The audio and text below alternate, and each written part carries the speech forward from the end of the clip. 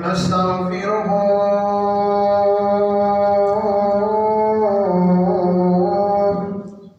ونؤمن به ونتوكل عليه ونعوذ بالله من شرور أنفسنا ومن سيئات أعمالنا من يهده الله فلا مضل له ومن يضلله فلا هادي له ونشهد أن لا إله إلا الله وحده لا شريك له وأشهد أن محمدا عبده ورسوله أما بعد فإن خير الحديث كتاب الله وخير الهدي هدي محمد صلى الله عليه وسلم وشر الأمور محدثاتها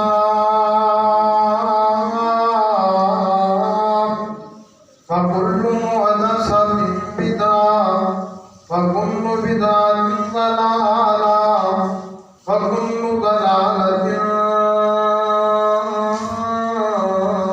في النار. اللهم صل على محمد وعلى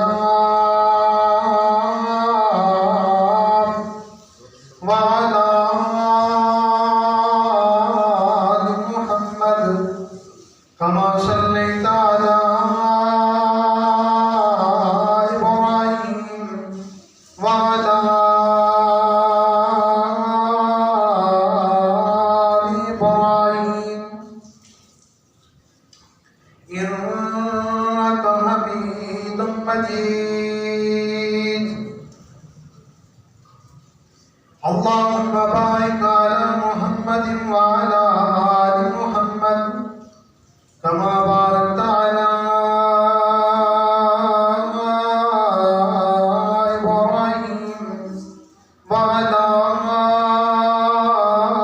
آل إبراهيم إنك حميد مجيد. قال الله تبارك وتعالى في القرآن المجيد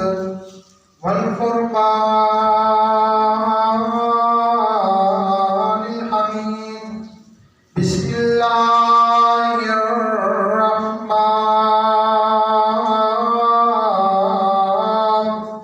الرحيم.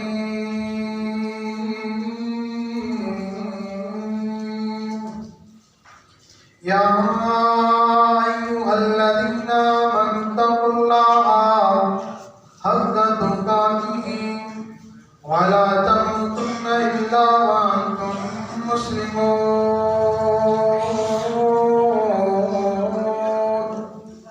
رب اشرح لي صدري ويسر لي أمري واحلل عقدة من لساني يفقهوا قولي. رب زدني علما رب زدني فهما. صدق الله العلي العظيم وصدق رسوله النبي الكريم.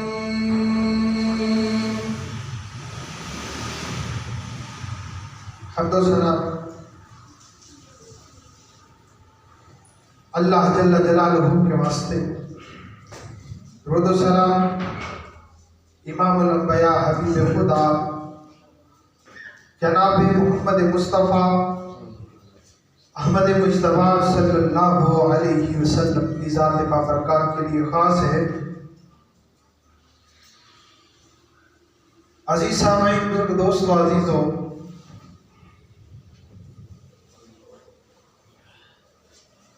اللہ احکم الحاکمین کی پاک کتاب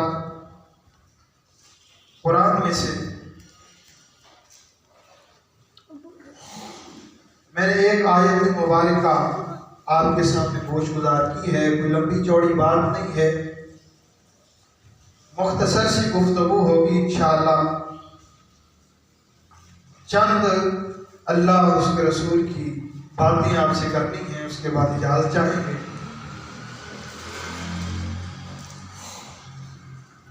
تو عزیز محترم سامعین، اس آیت مبارکہ میں اللہ تعالیٰ فرماتے ہیں یا ایھا الذین آمنوا اتقوا اللہ حق تقاتہ ولا تموتن الا وانتم مسلمون. اے ایمان والو، اللہ سے ڈر جاؤ اس طرح جس طرح اس سے ڈرنے کا حق ہے. اس طرح ایمان لے آؤ جس طرح اللہ پہ ایمان لانے کا حق ہے. اور انسان اس دنیا میں رہتے ہوئے زیادہ تر بلکہ پوری زندگی جو انسان کی ہوتی ہے وہ 4 چیزوں پر مشتمل ہوتی ہے. 4 چیزوں سے انسان کا واسطہ پڑتا ہے. سب سے پہلے انسان کو اللہ نے جو جسم دیا ہے، فزیکل، ہماری فزیکل باڈی ہے، ہمارا جسم ہے، ہماری صحت ہے، ہماری تندرستی ہے. سب سے پہلے انسان کا واسطہ اپنے جسم سے پڑتا ہے، اپنی ذات سے پڑتا ہے.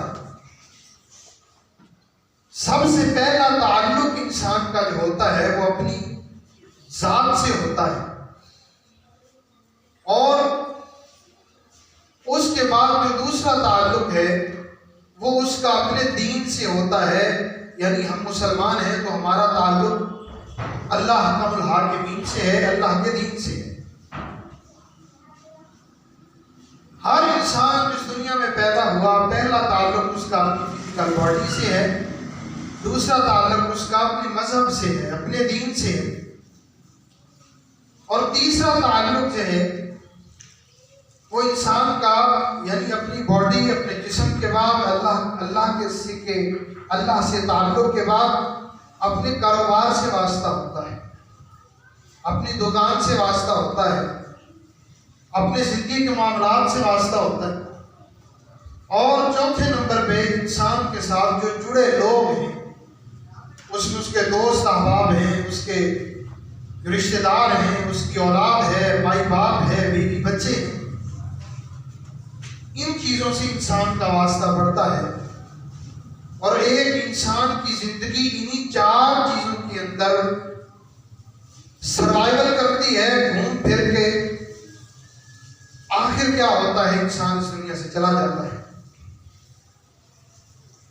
تو اب ہم نے غور کرنا ہے کہ کیا ہمارا جس چیز سے تعلق پڑا ہے، کیا ہم نے ان چیزوں کا حق ادا کیا ہے.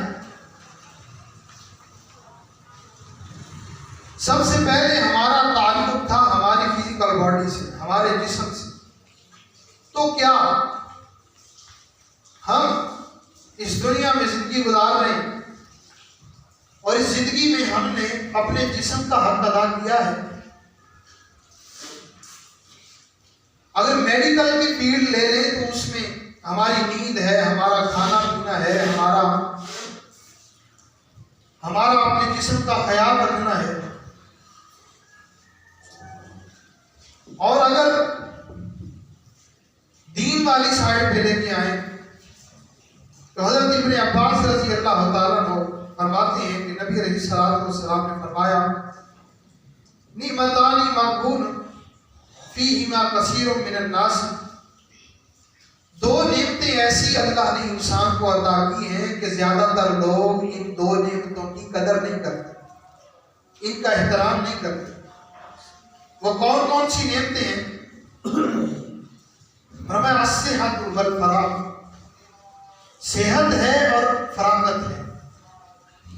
تو یہاں فزیکل باڈی کے لحاظ سے ہم بات کریں گے صحت کی. نبی علیہ السلام کی ایک دوسری حدیث ہے، آقا علیہ السلام نے فرمایا، حدیث کا ٹکڑا ہے، اس کا مفہوم یوں بیان فرمایا. نبی علیہ السلام نے فرمایا کہ اگر اللہ نے تمہیں صحت دی ہے تو اسی صحت کے اندر اپنی بیماری کے لیے کچھ نہ کچھ آپ کو سامان کر لینا چاہیے.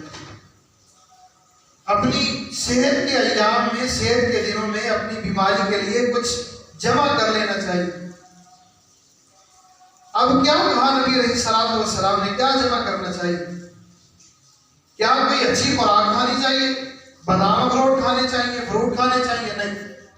اس حدیث کا مفہوم یہ ہے، نبی علیہ الصلوۃ والسلام کی ایک تیسری حدیث اس حدیث کا مفہوم بیان کرتی ہے. آقا علیہ السلام نے فرمایا کہ جو آدمی اپنی صحت میں جتنی عبادت کرتا ہے، اس میں نمازیں ہیں، اس میں روزے ہیں، اس میں صدقہ زکوٰۃ ہے، اس میں حج ہے، اس میں عمرہ ہے، جتنی چیزیں بھی ہیں، اس میں تہجد کی نماز ہے.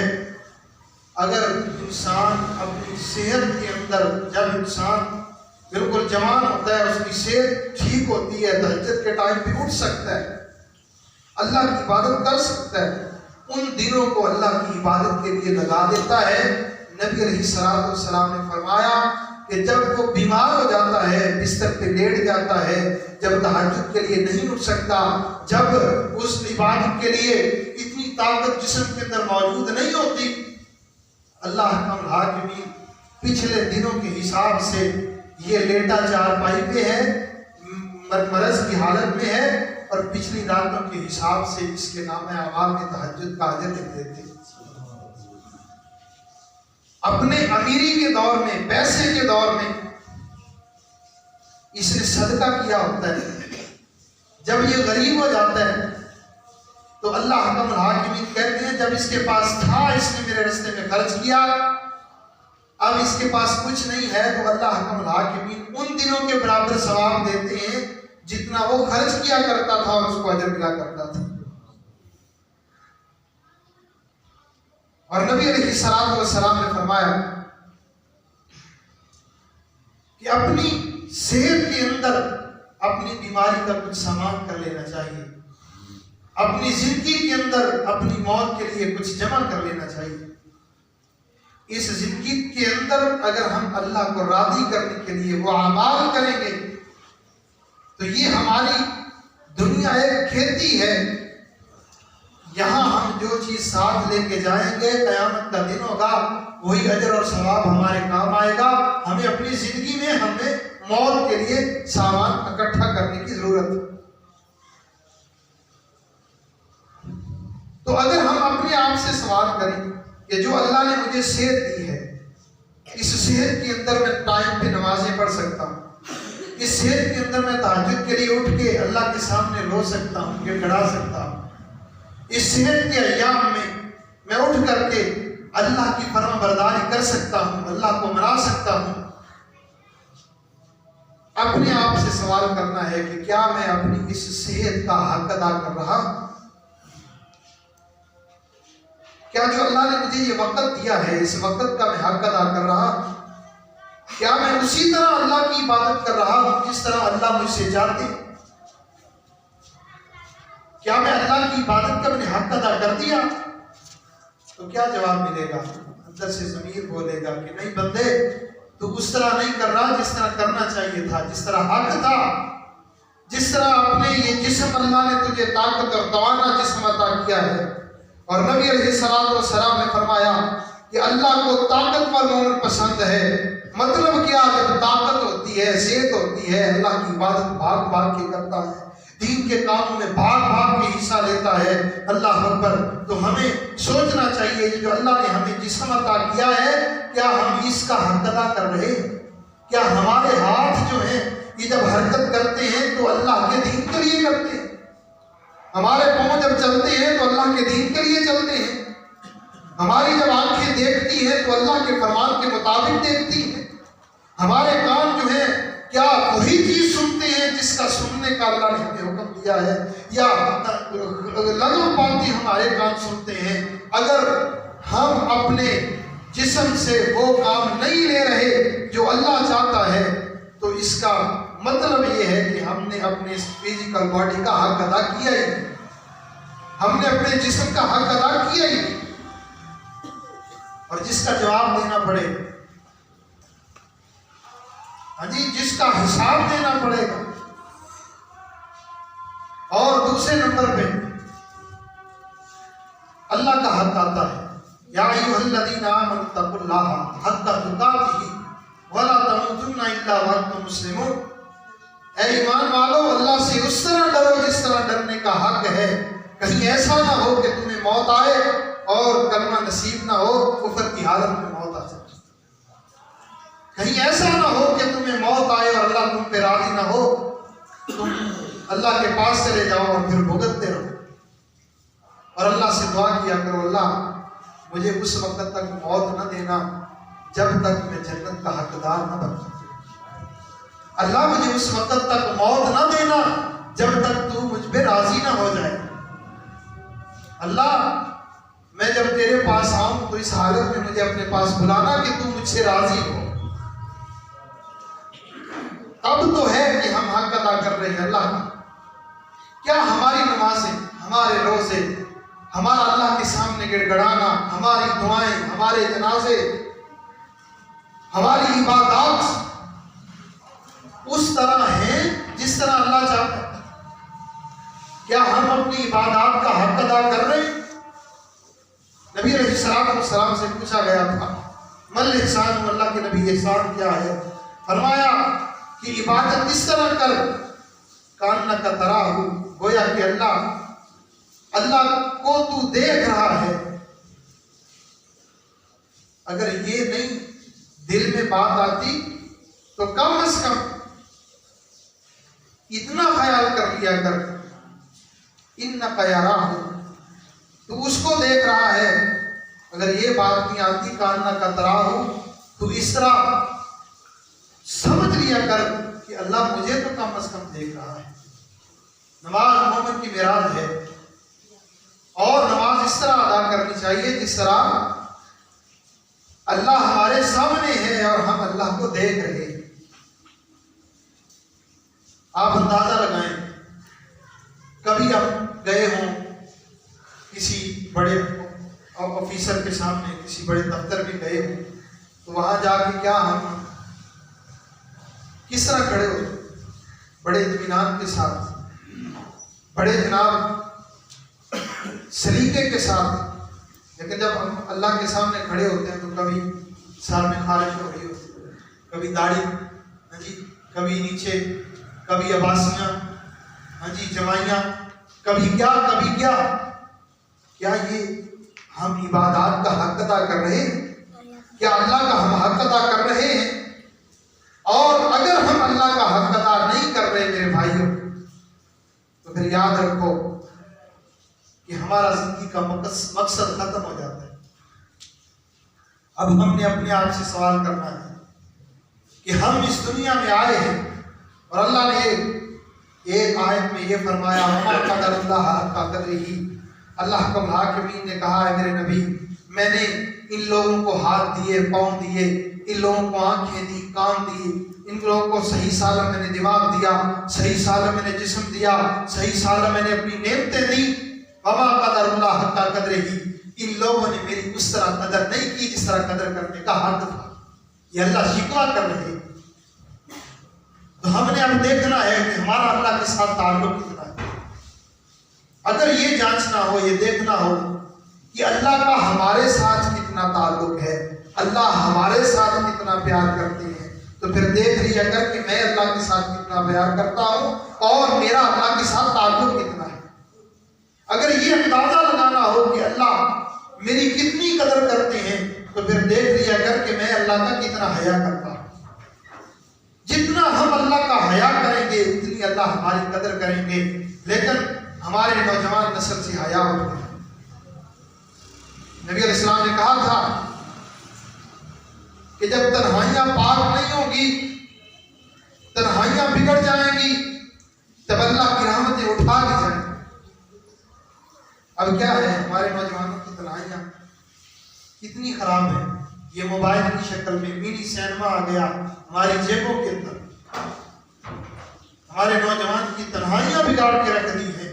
اگر چاہتے ہو کہ اللہ کے حضور، اللہ کے ہاں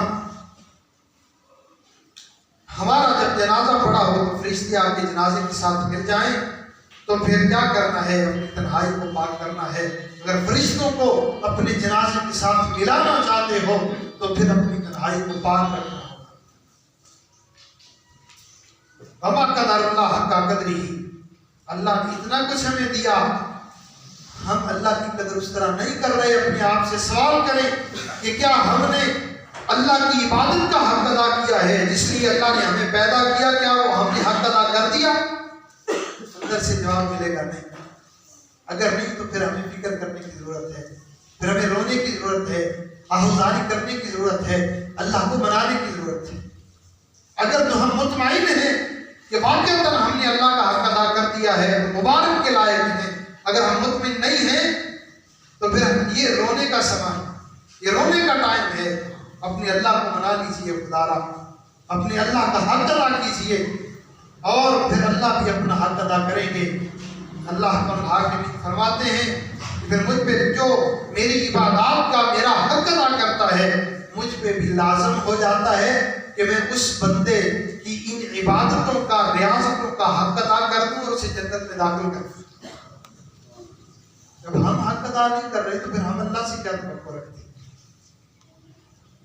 اپنی وسعت کے مطابق، اپنی کوشش کے مطابق مکمل زور لگا دیں ایڑی چوٹی کا کہ ہمارا اللہ ہم سے راضی ہوتا ہے۔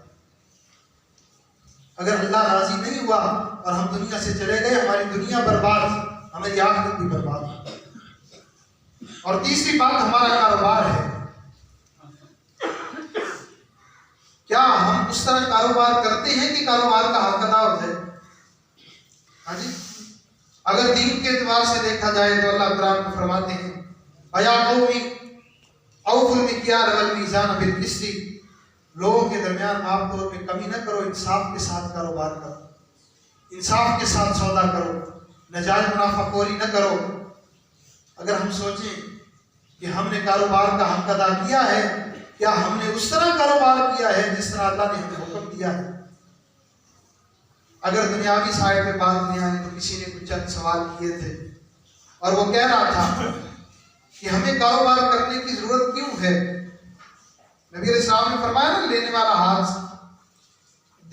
ہاتھ لینے والے ہاتھ سے بہتر ہے۔ تو ہمارا ہاتھ دینے والا ہونا چاہیے، اور دینے والا کب ہوگا؟ جب ہم محنت کریں گے اور نبی علیہ السلام کے بنائے ہوئے اصولوں کے مطابق ہم یہ کام کریں گے، ہم کاروبار کریں گے۔ اور کسی نے سوال کیے تھے 4-5 بڑے اعلیٰ سوال تھے۔ وہ کہہ رہا تھا کہ اگر تمہاری اولاد کو، اگر ہماری اولاد کو یہ ٹاسک دے دیا جائے اللہ کی طرف سے کہ آپ پھر سے اپنے والدین کو چنو، تو کیا ہماری اولاد ہمیں چنے گی دوبارہ؟ سوال، ہماری اولاد کو یہ کہہ دیا جائے کہ تمہارا اختیار ہے، اب نئے سرے سے تم اپنے والدین کو چن سکتے ہو، تو ذرا سوچیں کہ کیا ہماری اولاد ہمیں چنے گی؟ اندر سے جواب آئے گا نہیں، وہ ہم سے کسی بہتر انسان کو چنے۔ مطلب کیا ہم بہتر نہیں ہیں؟ ہم وہ پیار نہیں دے سکے، وہ سہولیات نہیں دے سکے اپنی اولاد کو، وہ اس طرح کا کمفرٹیبل ماحول نہیں دے سکے جس طرح ہونا چاہیے تھا۔ تو گویا اندر سے جواب یہ آ رہا ہے کہ ہماری اولاد ہمیں نہیں چنے گی بلکہ ہم سے بہتر کی طرح چنے گی۔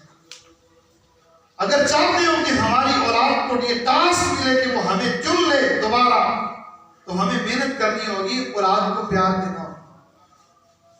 اگر اس سے پہلے محنت نہیں کی تو کرنی ہوگی۔ اگر اللہ ہمیں زندگی دوبارہ دے دے، میں ایک مثال دے رہا ہوں، یہ دنیاوی مثال ہے، اللہ ہمیں دوبارہ زندگی دے دے، دوبارہ لے جائے ہمیں، اور اللہ کہے میں مثال دے رہا ہوں، اللہ کہے کہ میں تمہیں دوبارہ زندگی دینا چاہتا ہوں، تو کیا ہم زندگی اسی طرح گزاریں گے جس طرح پہلے گزار چکے یا اس سے بہتر گزاریں؟ ہر کسی کا یہ اندر سے ضمیر بول رہا ہے کہ میں زندگی اگر مجھے دوبارہ ملی تو میں اس طرح نہیں گزاروں گا، اس سے بہتر گزاروں گا۔ لہذا پتہ یہ چلا کہ جتنی گزاری ہے بیکار گزاری ہے، محنت نہیں، اللہ کو نہیں پہچانا، نبی علیہ السلام کو نہیں پہچانا، ہم نے کاروبار کو نہیں پہچانا، کاروبار کے اصولوں کو نہیں پہچانا جن اصولوں پہ چل کر ہم نے کامیاب ہونا تھا اور ساتھ اللہ کو بھی راضی کرنا تھا۔ ٹائم بہت کم ہے، وقت بہت کم ہے، اگر تفصیل بیان کی جائے تو بڑا ٹائم درکار ہے۔ چوتھی چیز ہے وہ ہمارے تعلقات ہیں ہمارے اپنوں سے، ہمارے ساتھ جڑے لوگوں سے۔ پہلے نمبر پہ اپنے جسم کے ساتھ تعلق، دوسرے نمبر پہ اللہ ہمارے دین کے ساتھ ہمارا تعلق، تیسرے نمبر پہ ہمارے کاروبار کے ساتھ، دکان کے ساتھ ہمارا تعلق۔ ان تین چیزوں کو میں نے بیان کر دیا مختصر شارٹ سا۔ ہم نے سوچنا یہ ہے کہ کیا ہم نے ان تینوں چیزوں کا حق ادا کر دیا؟ تو جواب اندر سے نہ کا آ رہا ہے۔ مطلب کیا ہوا؟ زندگی بیکار ہو گئی۔ اور چوتھی چیز ہے ہمارے رشتہ دار، ہمارے ساتھ جڑے لوگ، تو کیا ہم نے دینی اصولوں کے مطابق ہم نے اپنے رشتہ داروں کا حق ادا کیا ہے یا نہیں؟ کیا ہم نے اسی طرح رشتہ داری نبھائی ہے جس طرح میرا اللہ میرا رسول ہم سے چاہتا ہے، جس طرح ہمارا رب ہم سے چاہتا ہے، جس طرح ہمارا رسول ہم سے چاہتا ہے؟ ہم نے اس طرح زندگی گزاری ہے؟ اندر سے جواب آئے گا نہیں، اس طرح ہم نے زندگی نہیں گزاری۔ بہت ساروں کو بے وجہ ناراض کر دیا، بہت ساروں کو اپنے سے دور کر دیا، بہت سارے دوست احباب ہیں بھائی ایسے ہیں کہ ہم ان کا حق ادا نہیں کر رہے۔ تو کیا مطلب کیا ہوا؟ جتنی گزاری ہے بیکار گزاری ہے۔ ہم نے اپنے ساتھ جڑے لوگوں کی قدر نہیں کی، جڑے لوگوں کو ان کا حق ادا نہیں کیا، ان کا حق نہیں دیا۔ اور نبی علیہ السلام نے فرمایا تھا کہ جو کوئی یہ چاہتا ہے کہ میرے رزق میں اضافہ ہو جائے اور میری عمر میں اضافہ ہو جائے، ہر آدمی بھاگ رہا ہے روزی کے پیچھے، رزق کے پیچھے، میری دکان چل جائے، میرا کاروبار چل جائے، گاڑیاں آ جائیں، کوٹھیاں مربع پلاٹ بن جائیں، زمینیں بن جائیں، ہر کوئی بھاگ رہا ہے ایک دوسرے کے پیچھے کامیابی کے چکر میں۔ لیکن میرے اللہ نے جو کامیابی کے نسخے بتلائے ہیں، اللہ فرما رہے ہیں، اللہ نے فرمایا کہ نبی علیہ السلام کی حدیث ہے، آقا علیہ السلام نے فرمایا جو یہ چاہتا ہے میرے رزق میں اضافہ ہو، میری عمر میں اضافہ ہو، فَلْيَصِلْ رَحِمَهُ، اسے چاہیے کہ اپنے جو ساتھ جڑے لوگوں کے ساتھ صلہ رحمی کرے، اپنے ساتھ جڑے لوگوں کو اپنے قریب کرے، ان کا حق ادا کرے۔ اگر ہم یہ حق ادا کر رہے ہیں، 4 پوائنٹ ہیں جن کے ساتھ ہمارا تعلق ہے، اگر یہ سارے ہم حق ادا کر رہے ہیں تو ہم مبارک کرتے ہیں۔ اگر ہم حق ادا نہیں کر رہے، اس کا مطلب یہ ہے کہ ہم نے جتنی گزاری ہے بیکار گزاری ہے، اور ابھی ہمارے پاس وقت ہے۔ ہم یہ 4 پوائنٹ اپنے ذہن میں رکھیں، ہم نے رکھنے ہیں، اور ان 4 پوائنٹس کا ہم نے حق ادا کرنا ہے، دینی اصولوں کے مطابق بھی اور دنیاوی اصولوں کے مطابق بھی۔ اور اس کا فائدہ یہ ہوگا کہ جب ہم فوت ہوں گے تو مطمئن ہوں گے۔ کیا میں ایک مثال دیتا ہوں، آخری مثال ہے، بات ختم کرتے ہیں۔ اگر ابھی اللہ نہ کرے، اللہ ہماری دین کے ساتھ استقامت والی لمبی زندگی کرے سب، اگر ابھی ہمیں موت آنا چاہے، ابھی ہمیں پتہ چل جائے کہ 2 منٹ بعد ہم سب کو موت آ جائے گی، تو کیا ہم بالکل مطمئن ہیں کہ کوئی بات نہیں، جتنی گزار لی بہت اچھی گزار لی، اب ہم مطمئن ہیں، مرنے کا مزہ آ رہا ہے؟ نہیں، اندر سے جواب آ رہا ہے نہیں۔ جتنی گزاری ہے زندگی مطمئن نہیں گزاری، نہ ہم اللہ کو راضی کر سکے، نہ ہم اپنی فزیکل باڈی کا خیال کر سکے، نہ ہم اپنے اللہ کا حق ادا کر سکے، نہ ہم اپنے کاروبار کا حق ادا کر سکے، اور نہ ہم ہمارے ساتھ جڑے لوگوں کا حق ادا کر سکے۔ ہم نے جتنی گزاری ہے بیکار گزاری ہے۔ تو میرے بھائی خدا را، ابھی ہمارے پاس ٹائم ہے، مہینہ ہے، 2 سال ہیں، 4 سال ہیں، 40 سال باقی ہیں، جتنی زندگی ہے وہ ہر چیز کا حق ادا کرنا ہم شروع کر دیں۔ جب موت آئے گی اندر سے مطمئن ہوں گے کہ میں نے جتنی گزاری ہے وہ اللہ کی رضا کے مطابق گزاری ہے۔ اب میں اللہ سے ملنے جا رہا ہوں، اور جو ہی میں اللہ کے پاس پہنچوں گا اور صدا آئے گی، فَادْخُلِي فِي عِبَادِي وَادْخُلِي جَنَّتِي، اے میرے بندے جنت میں داخل ہو جا، تیرے لیے میں نے جنت کے دروازے کھول دیے ہیں۔ وَمَنْ زُحْزِحَ عَنِ النَّارِ فَأُدْخِلَ الْجَنَّةَ فَقَدْ فَازَ۔ اور میرے نبی علیہ السلام نے اللہ کا قرآن پڑھ کے سنایا، اور اللہ فرماتے ہیں وَمَنْ زُحْزِحَ عَنِ النَّارِ فَأُدْخِلَ الْجَنَّةَ فَقَدْ فَازَ۔ اور دنیا کی کامیابی کوئی کامیابی نہیں، یہ دنیا کا پیسہ روپیہ مال کچھ بھی نہیں ہے، یہ دنیا کی کامیابی ساری زیرو ہے۔ کامیاب کون ہے؟ وَمَنْ زُحْزِحَ عَنِ النَّارِ، جو آگ سے بچا لیا گیا، وَأُدْخِلَ الْجَنَّةَ، اور جنت میں داخل کر دیا گیا، فَقَدْ فَازَ، اللہ فرماتے ہیں کامیاب ہوئی۔ اب ہم نے سوچنا ہے کہ کیسی کامیابی والی زندگی گزارنی ہے۔ اللہ سے دعا ہے کہ جو سنا سنایا اللہ ہمیں عمل کرنے کی توفیق عطا فرمائے۔ وآخر دعوانا الحمدللہ رب العالمین۔